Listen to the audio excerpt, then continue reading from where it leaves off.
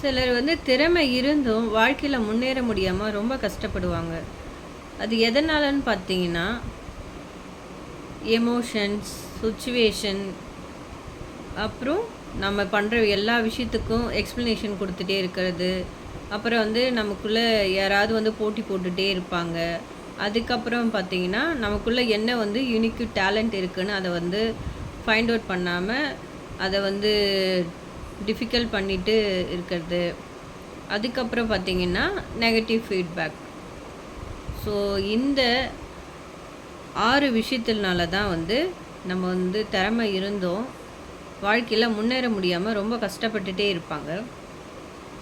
Emotional வந்து பார்த்திங்கன்னா வந்து இங்கே எல்லாருமே வந்து இந்த உலகத்தில் எமோஷ்னலுக்கு கட்டுப்பட்டவங்க தான்.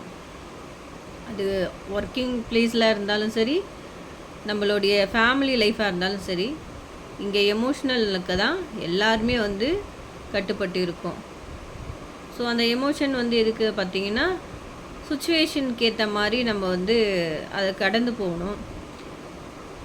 அப்படி கடந்து போக முடியாமல் இருந்தாக்கா நம்மளுடைய வளர்ச்சி வந்து அங்கே பாதிக்கப்படும்.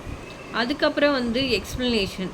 இப்போ நம்ம செய்கிற ஒவ்வொரு விஷயத்துக்கும் நம்ம வந்து எல்லாத்துக்கும் எக்ஸ்ப்ளனேஷன் கொடுத்துட்டே இருந்தீங்கன்னா, நீங்கள் அடுத்த ஸ்டேஜ் அப்படின்றது போகவே முடியாது. ஸோ எங்கே எக்ஸ்ப்ளனேஷன் கொடுக்கணுமோ அங்கே எக்ஸ்ப்ளனேஷன் கொடுக்கணும். கொடுக்க தேவையில்லைன்னு நினைக்கிற இடத்த கொடுக்க தேவையில்லை. ஸோ அதுக்கப்புறம் வந்து பார்த்திங்கன்னா, காம்படிட்டர் ஃபியர்.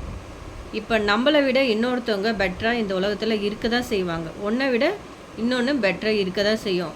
ஸோ அப்போ நம்மளை விட இன்னொருத்தவங்க பெட்டராக இருக்காங்களே அப்படின்ற அந்த ஃபியர்னஸ்னாலேயே நமக்கு வந்து அடுத்த ஸ்டேஜுக்கு போகிறதுக்கு நம்ம ரொம்ப பயப்படுவோம். அதுக்கப்புறம் நமக்குள்ள என்ன வந்து யூனிக்கான டேலண்ட் இருக்குது அப்படின்றத ஃபைண்ட் அவுட் பண்ணுறத நம்ம யூனிக்கான டேலண்ட்டை வந்து ஃபைண்ட் அவுட் பண்ணுறத மிஸ் பண்ணிவிடுவோம். ஸோ அந்த டேலண்ட்டை நம்ம ஃபைண்ட் அவுட் பண்ணாலே நெக்ஸ்ட்டு ஸ்டேஜுக்கு நம்ம போகலாம். அதுக்கப்புறம் வந்து பார்த்திங்கன்னா, நெகட்டிவ் ஃபீட்பேக்.